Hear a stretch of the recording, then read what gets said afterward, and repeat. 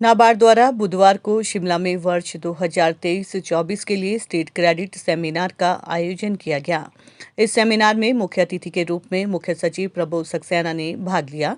Seminar में महिला सशक्तिकरण और ग्रामीण व कृषि क्षेत्र को प्रमुखता दी गई। सेमिनार में प्रदेश में जिला स्तर पर बैंकों के सीडी रेशो को सुधारने पर भी बल दिया है। इसके अलावा नाबार्ड और बैंकों द्वारा लोन देने की प्रक्रिया को और अधिक सरल बनाने को लेकर मंथन किया गया। नाबार्ड के महाप्रबंधक विवेक पठानिया ने बताया कि प्रदेश के 8 जिलों में क्रेडिट डिपॉजिट रेशो 40% से कम है, जबकि राष्ट्रीय स्तर पर सीडी रेशो का पैमाना 60% तय किया गया है। इसलिए आने वाले समय में इसको बढ़ाने के लिए प्रयास तेज किए जाएंगे। लोन टर्म को बढ़ाने के लिए प्रयास किए जाएंगे। नाबार्ड की ओर से महिला सशक्तिकरण, ग्रामीण क्षेत्रों और कृषि पर विशेष रूप से फोकस किया। नाबार्ड की ओर से महिला सशक्तिकरण, ग्रामीण क्षेत्रों और कृषि पर विशेष रूप से फोकस किया गया है। वहीं स्वयं सहायता समूहों के उत्पादों को बाजार उपलब्ध करवाने के लिए नाबार्ड विभिन्न तरीकों से मंच प्रदान कर रहा है। कंडक्ट करते हैं, एक एक्सरसाइज करते हैं डिस्ट्रिक्ट लेवल पे, जो कि अगले साल हमारा जो 1 अप्रैल से जो एग्रीकल्चर और प्राइवेट सेक्टर लेंडिंग के लिए जो हमारा टारगेट होगा, जो हम बैंकों को देंगे, रिजर्व बैंक और कमर्शियल बैंक्स को इम्प्लीमेंट करने के लिए देंगे, उसके लिए हम एक्सरसाइज करते हैं फील्ड लेवल से। तो अब क्या हुआ है कि 2-3 महीने से जो एक्सरसाइज की है, हमने इसको कल्मिनेट किया एक स्टेट फोकस पेपर में, जिसको आज हमने डिस्कस किया। तो अगले साल के लिए हम कह रहे हैं कि जो हमारा पोटेंशियल है, जो फील्ड लेवल पे पोटेंशियल अवेलेबल है, उसके अगेंस्ट हमारा रफली 32,000 करोड़ का टारगेट होना चाहिए प्राइवेट सेक्टर लेंडिंग के लिए। तो ये टारगेट क्योंकि कंसल्टेटिव प्रोसेस है, इसको हम डिस्कस कर रहे थे। इसमें डिस्ट्रिक्ट लेवल पे हम डिपार्टमेंट्स, बैंकों के साथ डिस्कस करके आए हैं। अब ये हमने स्टेट लेवल पे इसको समन्वय किया और इसको लॉन्च किया।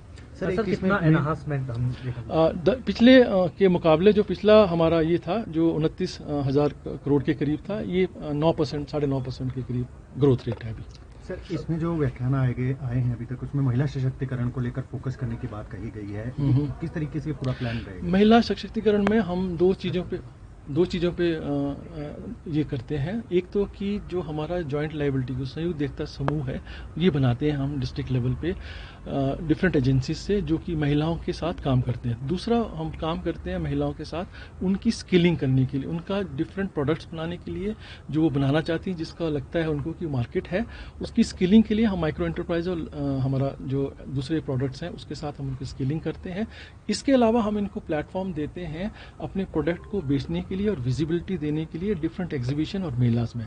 नाबार्ड और रिजर्व बैंक ऑफ इंडिया ने बहुत क्लियर गाइडलाइंस दी हैं कि जो भी हमारा लोन का प्रोसेस है उसको बहुत सिंपल कर दिया जाए। ठीक है, अभी आप जानते होंगे लोनिंग के सिलसिले में रिजर्व बैंक ऑफ इंडिया ने पिछले साल एक और सर्कुलर लाया था सब बैंकों के लिए कि भाई 1,60,000 के तहत अगर कोई लोन होगा उसका कोई कोलैटरल नहीं लेना है। तो ये जितने भी हमारे जो किसान हैं या जितनी भी महिलाएं हैं, इनकी क्रेडिट रिक्वायरमेंट इससे ज़्यादा नहीं होती हैं। तो पहला जो होता था इशू कि भाई आपके पास सिक्योरिटी नहीं है तो बैंक लोन नहीं देते थे, बट अब बैंक बहुत बढ़ चढ़ के लोन देते हैं, क्योंकि जो स्कीम्स हैं और जो गवर्नमेंट की डायरेक्शन है वो बहुत फ्लेक्सिबल कर दी गई हैं। अब हो ये रहा है कि अब बैंक लोगों के पीछे या महिलाओं के पीछे जा रहे हैं कि आप हमारे से लोन लीजिए। ये सिस्टम आ गया है अभी। सर, सीडी ग्रोथ पे फोकस कर रहा है।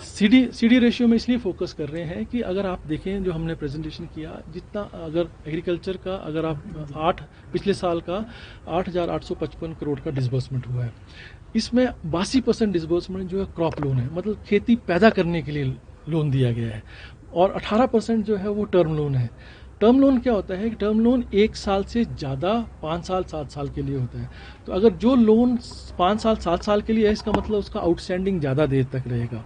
तो अगर बैंक इसके ऊपर फोकस करेंगे तो क्या होगा, आउटस्टैंडिंग बढ़ता जाएगा। जब आउटस्टैंडिंग बढ़ता है तो जो बैंकों का सीडी रेशियो वो बढ़ जाता है, तो बढ़े। तो अभी ये सिचुएशन है कि 8 डिस्ट्रिक्ट हैं 12 में से जिनका सीडी रेशियो 40 से कम है, जबकि हमारा जो सीडी रेशियो नेशनल लेवल में जो प्रिस्क्राइब्ड है वो 60% है।